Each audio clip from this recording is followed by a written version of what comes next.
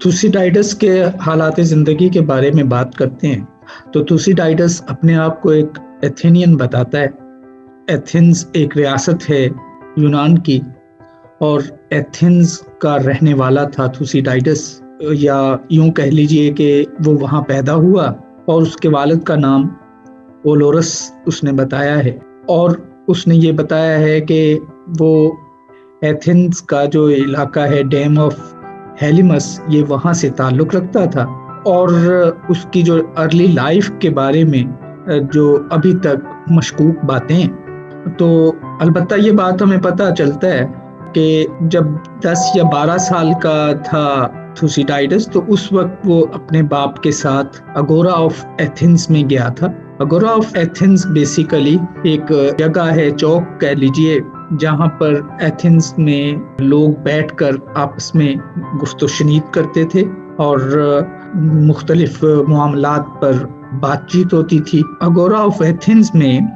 تھوسیڈائڈس نے ہیروڈوٹس کا لیکچر سنا، اور تھوسیڈائڈس جو ہے چونکہ چھوٹا بچہ تھا، تو اس نے ہیروڈوٹس کا لیکچر سنا اور وہ رو پڑا، اور اس نے فیصلہ کیا کہ آج کے بعد وہ بھی تاریخ لکھے، اور وہ یعنی ہیروڈوٹس سے متاثر ہوا۔ تھوسیڈائڈس جو ہے اسے ایتھنز میں جو پلیگ ہوئی تھی تقریباً 430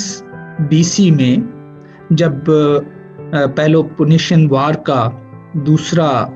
سال تھا، اور اس وبا کے دوران جو پیریکلس ہے وہ بھی وفات پا گیا تھا، تو تھوسیڈائڈس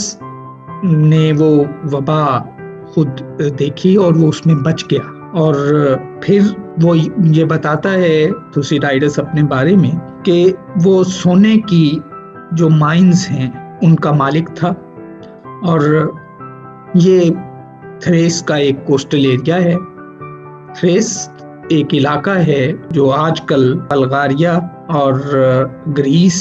اور ترکی کے درمیان ڈیوائیڈڈ ہے، تو اس وقت ظاہر ہے یہ ایتھنز کا پارٹ تھا۔ تھوسیڈائڈس کہتا ہے کہ وہاں پر اس کی گولڈ مائنز تھیں، اور اس کا جو اثر ہے، تھوسیڈائڈس کہتا ہے کہ پھر وہ اسے جنرل کے طور پر تھسوس بھیجا گیا 424 BC میں، اور پھر اسپارٹا کا جو جنرل تھا بیسیڈس نے جب 424-23 BC کے دوران حملہ کیا ایمفیپولس پر، تو بیٹل آف ایمفیپولس شروع ہو گئی، اور یوکلڈس جو تھا ایتھنین کمانڈر ایمفیپولس کا، اس نے تھوسیڈائڈس کو مدد کے لیے بلایا، اور بیسیڈاس جو تھا وہ تھیساس میں تھوسیڈائڈس کی موجودگی سے باخبر تھا، اور اسے یہ بھی پتا تھا کہ ایمفیپولس کے لوگوں پر اثر رکھتا ہے تھوسیڈائڈس، اور اسے اس بات کا ڈر تھا کہ سمندر سے اگر مدد آئے گی تو اس کو نقصان ہوگا، تو اس نے بڑی تیزی سے عمل کیا اور ایمفیپولیٹنز کو سرنڈر کرنے کے لیے ماڈریٹ شرطیں پیش کر دی، اور انہوں نے وہ شرطیں تسلیم کر لیں، اور اس طرح جب تھوسیڈائڈس پہنچا تو ایمفیپولس جو تھا وہ سپارٹا ان پر قبضہ کر چکا تھا۔ تو ایمفیپولس جو تھا وہ اسٹریٹجک امپورٹنس کا علاقہ تھا۔ قبضے میں آ جانے کی وجہ سے ایتھنز میں پریشانی پھیل گئی، اور تھوسیڈائڈس کو اس پریشانی کا ذمہ دار قرار دیا گیا، اگرچہ وہ یہ دعویٰ کرتا تھا کہ یہ اس کی غلطی نہیں تھی کہ وہ وقت پہ نہیں پہنچا تھا، بلکہ اور وہ اس وجہ سے ایمفیپولس کو بچا نہیں سکا تھا، لیکن اس کے دیر سے پہنچنا مدد کے لیے ایمفیپولس کی، اس کو ایک جرم سمجھا گیا، اور اس جرم کے پاداش میں اسے ایگزائل کر دیا گیا۔ تو اس کا نتیجہ یہ ہوا کہ ایتھنز سے جب تھوسیڈائڈس جلاوطن کیا گیا، پیلوپونیشین الائز میں وہ آزادی کے ساتھ پھر ٹریول کر سکتا تھا، اور دونوں اطراف کے پرسپیکٹیو کو وہ دیکھنے کے لائق ہو گیا۔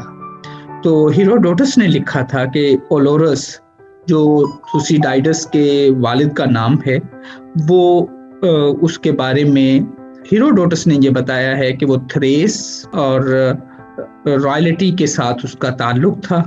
اور تھوسیڈائڈس جو تھا وہ ایتھینین اسٹیٹس مین اور جنرل تھا، ملٹیاڈس اس کے ساتھ اس کا، یا ملیشیڈس اس کے ساتھ اس کا تعلق تھا، اور ارسٹوکریسی سے ان کا واسطہ تھا۔ ان ساری ایویڈنس کو اگر ہم دیکھیں تو یہ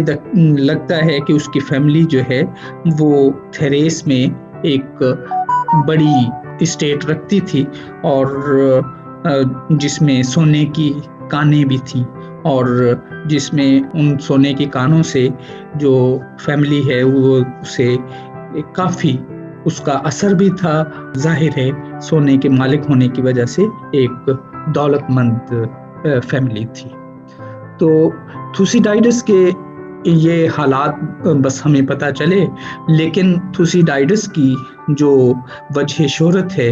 وہ اس کی کتاب کی وجہ سے ہے، جو تاریخ کی کتاب جو اس نے پیلو پونیشین وارز پہ لکھی ہے۔